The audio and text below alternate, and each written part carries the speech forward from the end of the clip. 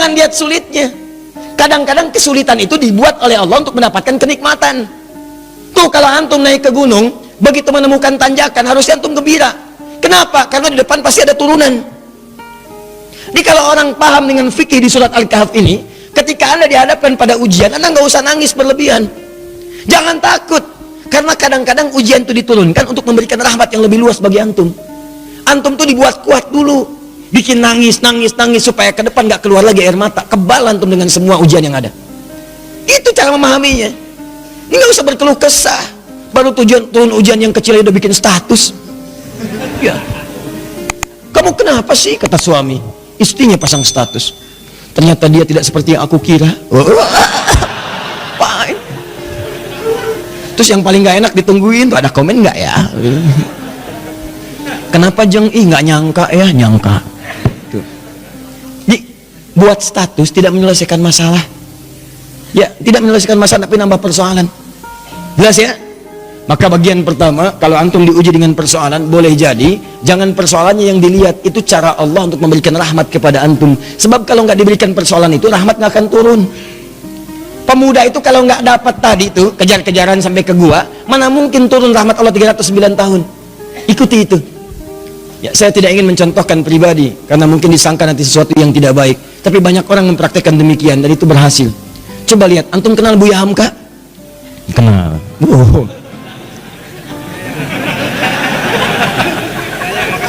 Alhamdulillah ya.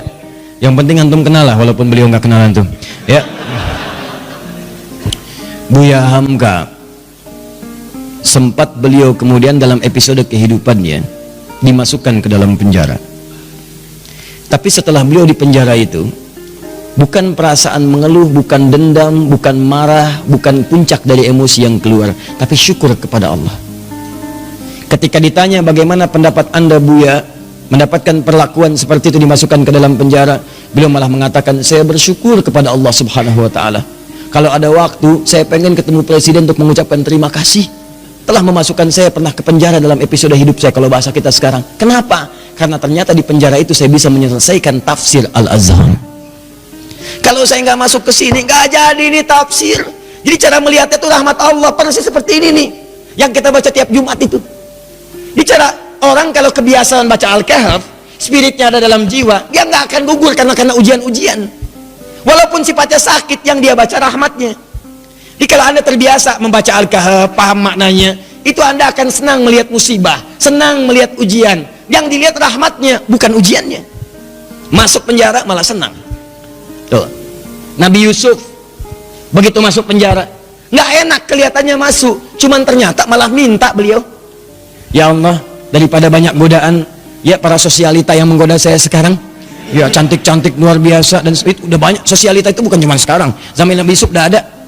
Senangnya kumpul-kumpul bicara yang nggak jelas. Ya ada yang jelas ada, tapi ini contoh yang tidak jelas. Kumpul-kumpul di rumah salah satu pejabat, Imra'atul Aziz, istri Perdana Menteri, hanya untuk membincangkan, mana sih si pemuda ganteng itu? Mana sih si ganteng itu? Katanya ganteng-ganteng Nabi ya? Iya, zaman sekarang ganteng-ganteng serigala. Ya. Begitu kemudian ditampilkan oleh Imra'atul Aziz, Yusuf keluar. Begitu keluar, disebutkan di Quran surah 12 ayat 29, wa qulna hasya lillahi ma hadza basyara in hadza illa malakun karim. Ya, ini sih bukan manusia, ini malaikat yang menyamar dalam rupa manusia. Lewat, tak sadar ketika lewat, jarinya kemudian tergores dengan pisau itu. Saking tak sadarnya melihat gantengnya Yusuf lewat. Begini. Tuh. Nabi Yusuf ganteng, Nabi tidak sombong. Begitu melihat ujian itu, ya Allah, lebih baik saya masuk penjara aja deh. Orang sekarang Nabi bukan, Rasul bukan, ngaku ganteng, orang lewat, ibu-ibu nggak kepleset lihat antum itu kan. GR-nya luar biasa, semua ditampilin. Baik, kata Nabi Yusuf, ya Allah, akan lebih baik kalau saya masuk penjara aja. Ternyata pilihan masuk penjara itu Nabi Yusuf membaca rahmat Allah, bukan melihat sulitnya. Lewat penjara itulah kemudian beliau bertemu dengan seseorang yang narapidana, dihukum di situ, kemudian bermimpi. Lewat mimpi itulah ternyata minta takwil ke Nabi Yusuf karena dilihat orang baik, orang soleh. Ditanya apa ini maknanya, dijawab oleh Nabi Yusuf. Ternyata jawaban itu yang mengantarkan beliau mendapatkan posisi jabatan di pemerintahan. Begitu rajanya bermimpi, Ya ada 7 ekor kemudian sapi, dimakan 7 ekor serigala, semuanya dimakan habis, hancur semuanya, bingung menafsirkan dia. Dukun-dukunnya sekitaran mengatakan itu paling mimpi buruk saja. Kok berulang-ulang terus-terusan? Ternyata narapidana yang bebas tadi, yang akhirnya melayani raja, membawakan airnya, minumannya, dia bercerita, di penjara ada seseorang yang bisa menakwilkan mimpi, sukses waktu saya di sana ditakwilkan saya akan berada di sini. Saya bermimpi saat di penjara, kata orang itu, kamu akan jadi pelayan raja. Yang teman saya, kamu akan dihukum mati. Dua-duanya benar raja. Siapa namanya? Yusuf. Ternyata begitu kedengaran itu dipanggil kemudian, Yusuf, tolong panggil ke sini. Begitu ke sana, kata Yusuf alaihissalam, saya akan datang kalau raja sendiri membebaskan tuduhan saya. Maka ketika datang dibebaskan tuduhannya. Tapi yang paling penting, begitu selesai tuduhan dibebaskan, kamu akan saya angkat jadi orang terdekat saya. Coba Anda bayangkan, kalau Nabi Yusuf tidak pernah diberi kesempatan masuk penjara, maka mustahil beliau kemudian akan mewujudkan mimpinya dari kecil yang pernah bermimpi itu, bahwa beliau punya jabatan di pemerintahan, sampai bapak ibunya hormat pada masa itu sujud kepadanya. Maka takwil mimpinya saat kecil itu, ya beliau melihat ahada asyara kaukaba wa syamsa wal qamara ra'aituhum li sajidin. Saya melihat 11 bintang, 1 matahari, 1 bulan sujud kepada saya, hormat.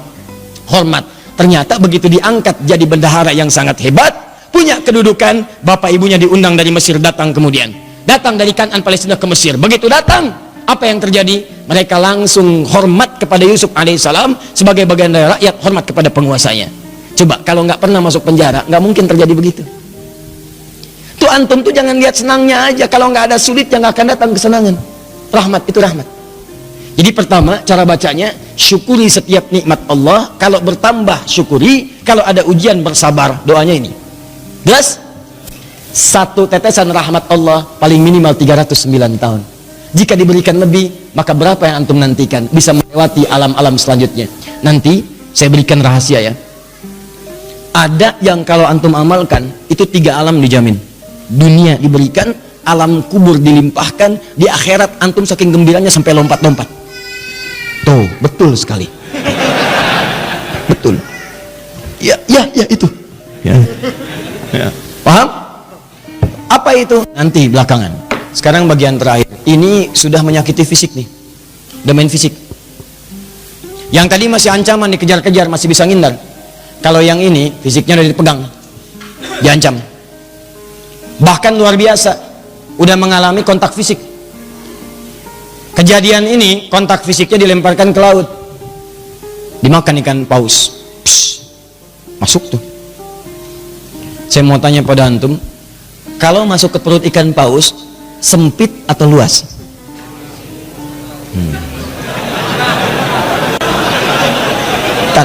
Saya tuh penasaran dengan antum ya. Antum tuh siapa sebetulnya?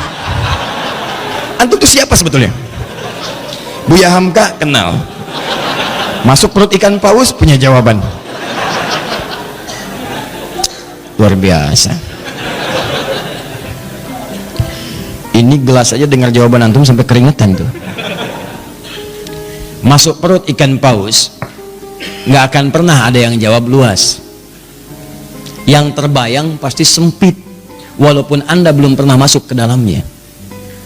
Masuk ke perut ikan paus, terang atau gelap? Tuh, gelap. Sudah pernah masuk, Bu? Belum, Ustadz, tapi kita bisa bayangkan.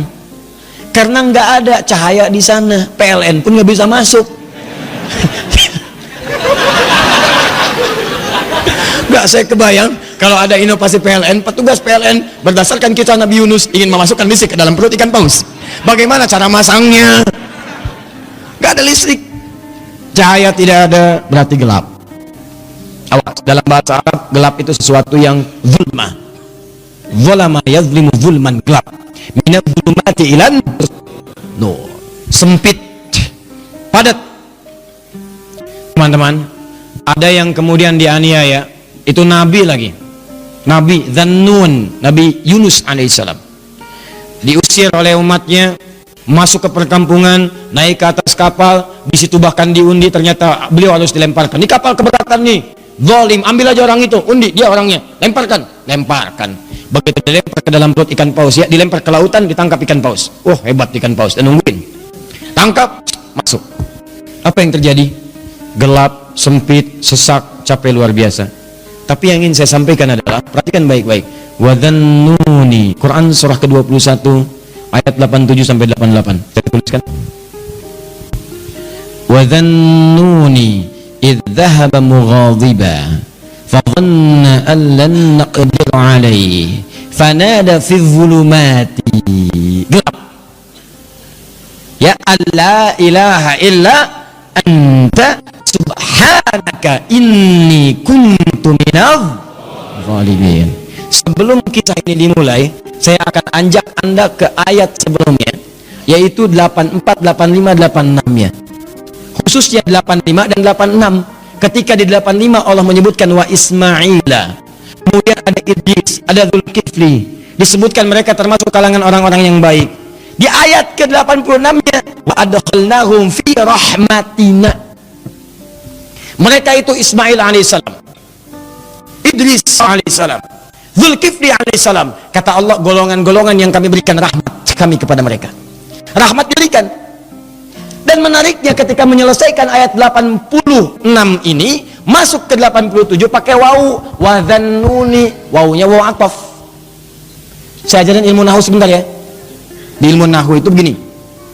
Kalau ada kalimat, kemudian pakai wawu, maka hukum kalimat setelah wawu ini diikutkan pada sebelumnya.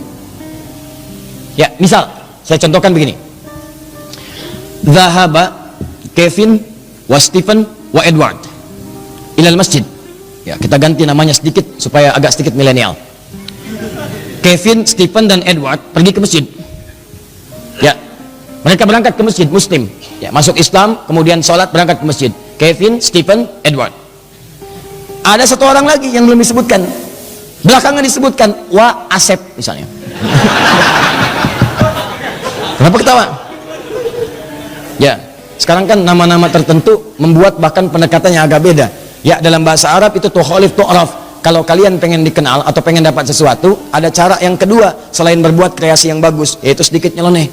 Maka mulai kemudian nama di beda-bedakan, ya, Asep Golok, Edi Samurai gitu kan, Atta Halilintar ya dan sebagainya, itu macam-macam lah, ya. Nah, misal Dhahaba Kevin wa Stephen wa Edward wa Asep, ya. Nah, ini ilal masjid, disebutkan ke sini ilal masjid wa Asep. Maka Asep di sini itu sama-sama pergi ke masjid bersama tiga orang ini. Diikutkan hukumnya. Di ayat 86 wa Ismaila, kemudian ada Idris, ada Zulkifli. Di ayat 86-nya, 85 disebutkan orang-orangnya, 86-nya wa adkhalnahum fi rahmatina. Orang-orang yang kami sebutkan tadi kami berikan rahmat Allah. Kami masukkan mereka dalam rahmat kami. Rahmatina, tiba-tiba ayat 87-nya wa dhannuni pakai wawu. Wa, dan di antara mereka juga ada yang lain selain yang mereka dapatkan ini. Selain Ismail, selain Idris, selain Zulkifli alaihissalam yang mendapat rahmat kami, ada nabi berikutnya yang ingin kami kisahkan. Siapa itu? Dhannun. Dhannun juga mendapatkan rahmat kami. Begitu cara memahaminya. Di ayat 87 ini jangan pisahkan di ayat 86. Ada orang-orang yang pernah mendapatkan rahmat kami, ini orang-orangnya. Selain mereka ada lagi. Siapa itu? Wa dhannuni. Demikian juga dengan Dhannun, Nabi Yunus alaihissalam. Beliau pun pernah mendapatkan rahmat Allah. Kapan rahmat itu diberikan? Dalam situasi yang sangat sulit. Idzahaba mughadiba, ketika beliau kemudian merasa tidak senang dengan perlakuan kaumnya, dizolimi, dilemparkan ke perut ikan paus, sulit luar biasa. Saya tanya pada antum, nih ya, tolong jawab dengan sepenuh kejujuran.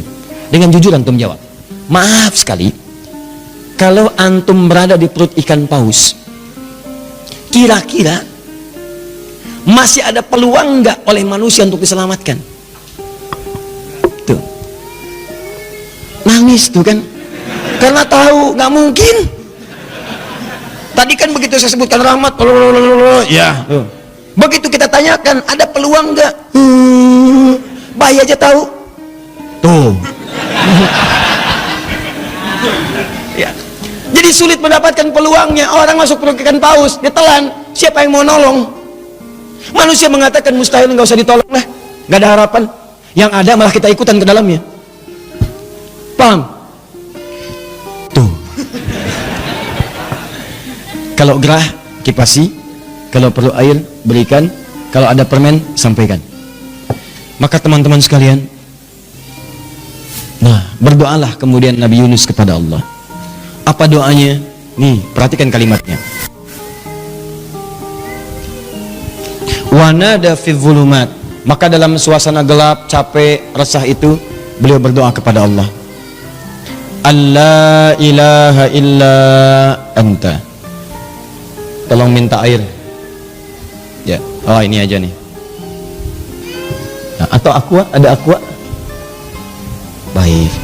Ya, tolong diberikan ke belakang, barangkali haus. Ya. Kalau bukan anaknya, ibunya yang minum. Ya. Ya, saya nggak minum nggak apa-apa. Ada apa aku mati ya? Yang penting antum nyaman insya Allah. Baik. Antum ikhwan ada lagi yang mau nangis? Wa nada fi dhulumat, maka beliau bermohon kepada Allah dalam suasana gelap sulit itu. Allah ilaha illa anta, catat doanya, catat. Kalau antum sedang dizalimi orang secara fisik, diancam, dimacam-macam, bahwa proyek antum diambil orang, kelihatannya zalim aja. Maka dalam suasana gelap itu Nabi Yunus bermohon kepada Allah. Gelap, sempit, capek, sulit. Allah ilaha illa anta. Dimulai dari sini. La ilaha illa anta subhanaka inni kuntu minadh. Catat doanya, dimulai dari la ilaha illa anta. Kalau yang tadi dimulai dari Rabbana atina min ladunka rahmah. Kalau yang ini dari la ilaha illa anta. Anda bisa mulai dengan kalimat Allahumma la ilaha illa anta, atau Rabbana la ilaha illa anta, jadi doa. Subhanaka inni kuntu minadh zalimin. Anda tahu apa yang terjadi? Begitu doa ini dipanjatkan, turun jawaban Allah. Apa jawabannya? Ayat 88. Fastajabna. Lihat kalimatnya. Fastajabna. Maka kami jawab dengan cepat doa Nabi Yunus itu. Pakai fa. Saya sering terangkan fa. Huruf sambung tanpa jeda. Begitu selesai berdoa, turun jawaban. Tapi Allah bukan mengatakan fa'ajabna, fastajabna. Pakai ista. Ingat pertemuan lalu? Kalau ada ista berarti ada tuntutan, amalkan dulu ininya baru kami berikan jawabannya. Seakan-akan ingin dikatakan begini, amalkan dulu doa